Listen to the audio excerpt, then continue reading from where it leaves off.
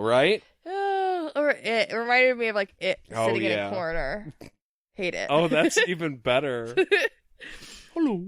So she and Verna trade fire because they can, and Richard is still sitting there like, flame hand, go! This is a bad idea, guys! And Elisha just runs away, shooting it behind her as she goes, causing mass damage. Elisha is shooting like subtractive fucking lightning everywhere. Yeah, black lightning that basically erases anything it touches. So this it got me wrapped up today, right? Because if you shoot negative space at something, then that means that just disappears. Mm-hmm. So it's not having to cut its way through anything. It's simply erasing whatever it is she touches. So if she fires like a hand cannon through a wall, that piece of it just ceases to exist. So if you're shooting lasers out of your hand and then you move to the side, you're just like erasing all. So you could bring down this entire palace. Yeah.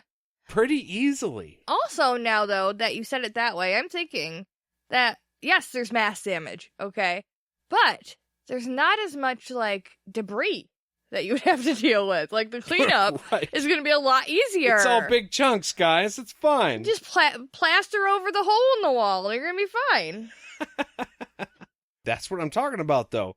If she like shot at you and then went like this to the side, she could crash the whole ceiling down. Yeah, she could just lay waste to that place. Yeah, she could.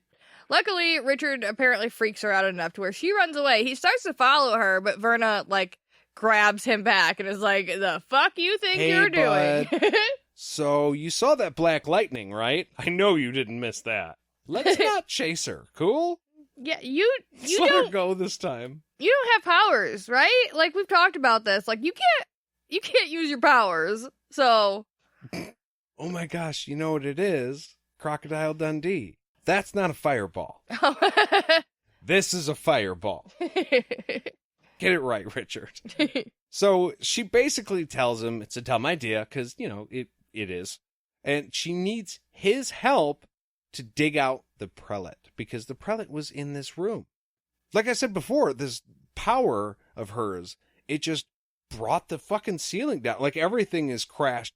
The Prelate is buried underneath this pile of shit. Not a literal pile of shit. We're not talking about something the Keltons did. Yeah, this isn't the Keltons' palace. I don't know. Maybe Elisha is Keltish. Maybe. We'll figure it out. And the Prelate is still alive, but she's very, very hurt. When he finally gets to her, he doesn't think that she has very long to live. Like, she's been crushed. Yeah, she's bleeding a lot. She was crushed by, like, a bookcase and, like, a ton of other shit. And I'm assuming stone. So there's got to be, like, internal damage.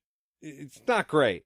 So things are not looking good for Anne, it's unfortunate, but there's also quite a few angry people at Anne right now, too. So, like...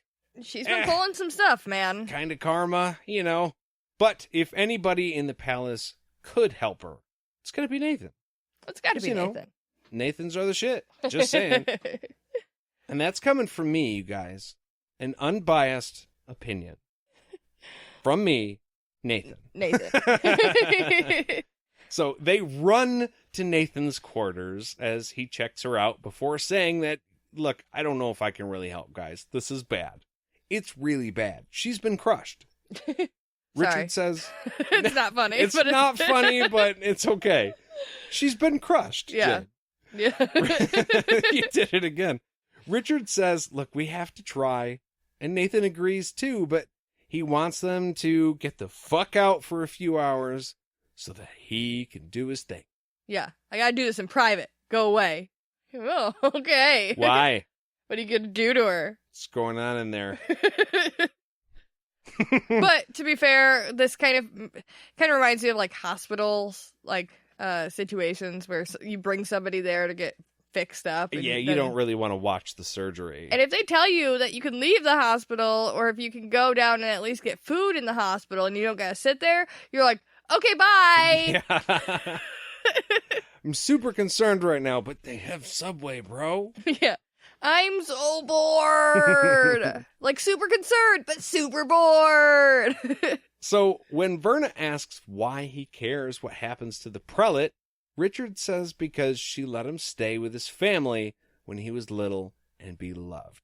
Because for all the bullshit she's done, she kind of gave me a good childhood, you know? Yeah. She let me have that. And it's funny because in the first book we talk about, why the hell did Zed allow it? Why did Zed keep him completely away? And it's like, okay, we know we wanted him to skin his knees and like learn and just be a kid because obviously he's got some hero shit to do. Yeah. And that's going to keep a majority of his adult life busy as far as we know. But it wasn't just Zed. Like, it was this whole group of people who got together to make sure that the hero child was cared for. Even if it wasn't perfect, it was better than the alternative, which was literally growing up with Dark and Raw. Yeah. See, well, they got together, but, like, not together. Because Anne and Nathan obviously knew about Zed, but they didn't tell Zed about any of this shit. Because they went and stole shit from Zed when they were... when Richard You're was not baby. supposed to know that, Jade. We were sneaky. But yeah, they all kind of came together to make sure he had, like, a very fulfilled childhood, and now that's not really going great for him now, though. No, but I think that, like, the lessons learned and stuff, they've served him pretty well. Yes, no, I don't disagree with that, but, like, we could have done with some wizard training, okay? It would have helped a little, I think. Right. He paces for a minute before deciding to go get intel from the guards on what his teachers are up to. Because there's fuckery about, and it will be found out. Yes. He walks into the corridors thinking about how they could be looking for him when he is struck with pain, knocking him down. Bad pain. Really fucking bad pain. He's mid-thought, and he's like, well, I wonder how I could... And then he was on the floor. It made it seem to me like he was not paying close enough attention to his surroundings because he was thinking about how somebody could be in his surroundings. Like, he was like, oh, they could be looking for me to try and kill me. And not using that time to actually look around him to see if someone was trying to kill him. Yeah. Yeah.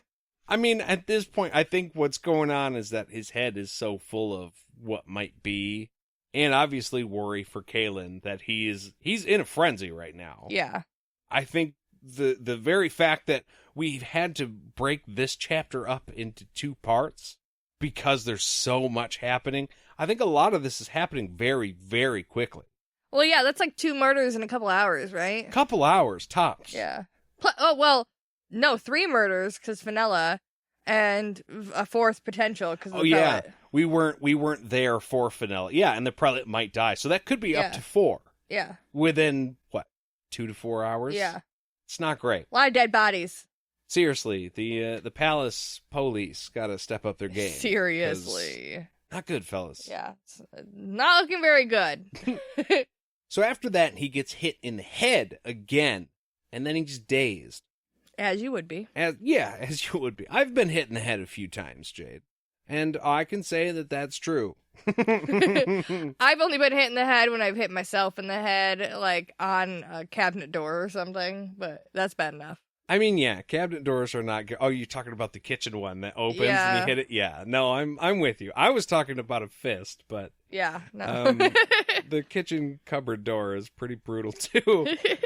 So, Jed, of course it's Jed, he comes and stands over him as Richard struggles to get his head right and finally finds his sword.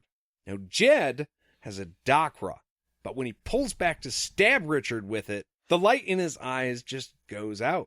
Like the little flashy thing. We know what that is. Yeah. He falls face first into the floor, probably busting his nose. Yeah. I know he's already dead, but I hope it busted his nose. I know. In my head, I visualized his stupid smug face smashing into the stone floor. I'm not even joking. He just folds half over and goes face first right into it. Super satisfying. We watched a TV show. We're watching a pirate TV show called Black Sails. And there was a scene where a character that I really do not like met his end in a way that I didn't mind. And it was very, very awesome and similar. And it just made me feel great. You're talking about the character who got some damage to his face. Yeah. Yeah, super satisfying. Every single time. Bad guy, punched in the face, like it. Stomped, whatever. We don't condone violence on this show, but you know. If you're a shitbox. They have it coming. Anyways, so Richard sees Verna standing where Jed had been, Dakra in hand. Holy shit! Richard just made the righteous one commit murder for him. Yeah. Fuck yeah. Murder of the dude. We are friends, Verna. You can drive the car. I'll hold the money. Let's go. Best friends. This is done. Cue the music. She puts her hands to his head, bringing him back to alert. And she said that she was going to go talk to some of the sisters to, like, spread the word of the Sods being back in the palace when she came upon Jed being a fucking dickbag. And Richard is like, is that the dude? And she's like, it's not the guy I knew. And now he's definitely not because he's dead. But it was the dude. Yes, it was Jed. It was her Jed. Not her Jed, but it was Jed. It was Jed. Well, they had the thing. This was Verna's love when she left the palace. Yes. And she just had to kill him. Yes. And even if he is a dick now, and it sounds like she halfway expected it, even though, like, you and I both don't think that's probably very healthy, she killed him.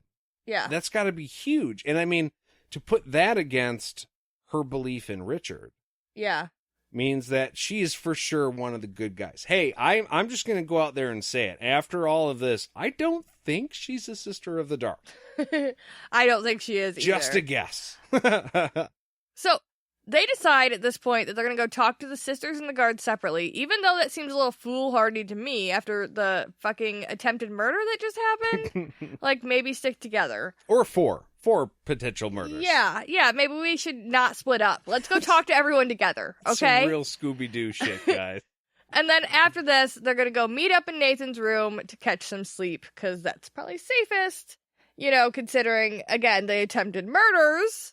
And then in the morning, they're going to grab their shit and hit it. Plus, you would sleep pretty well knowing that you're near a person who can shoot fireballs out of their hand. And he's got, like, a super-duper shielded room. Yeah, not just anybody can go in there. No, there's, like, guards and shields. So, like, you are protected.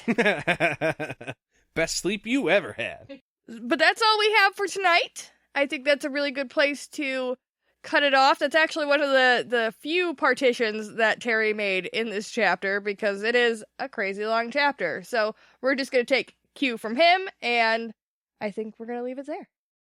If you had any thoughts about tonight's episode, we would love to hear them. You can get a hold of us on our Gmail at podcastatt@gmail.com. You can find us on the social medias, Twitter, Facebook, Instagram at podcastatt. And if you're interested in helping our podcast grow, you can find us over on Patreon at podcastatt as well. That's right. Thank you guys so much for listening, and we'll see you real soon. Bye!